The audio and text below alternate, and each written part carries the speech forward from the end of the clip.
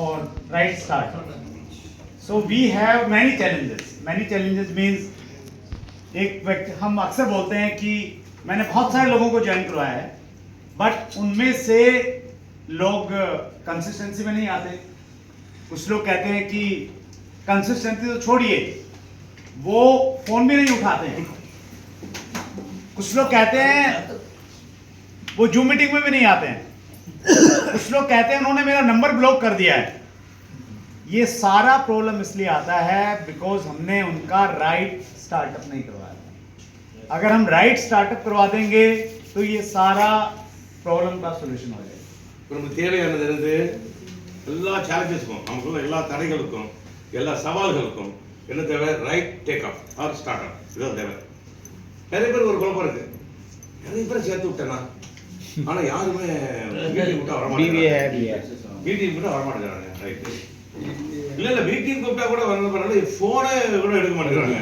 Phone எடுக்க மாட்டேங்கிறாங்க. கொண்டு விட்டு கூட பாய் வைக்கிறது தான் நம்மளோட வேலை.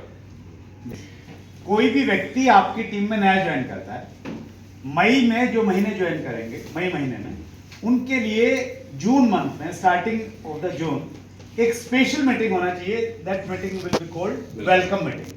इन welcome meeting we will discuss about why RCM का क्या स्ट्रेंथ है. We will talk about dreams.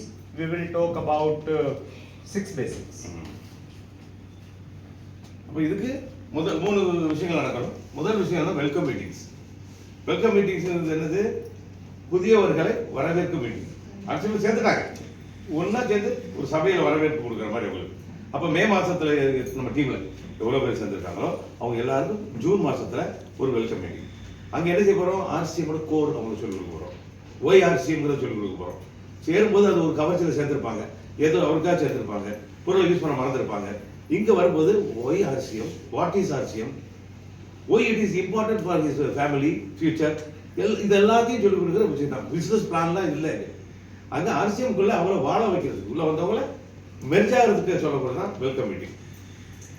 Daily follow, जो व्यक्ति उनको स्पॉन्सर करता है वो डेली उनको फॉलो करेगा. बिकॉज नया व्यक्ति एक्साइटमेंट में जब लोगों के पास में जाएगा उसको चैलेंजेस फेस होंगे, नेगेटिविटी को फेस करना पड़ेगा.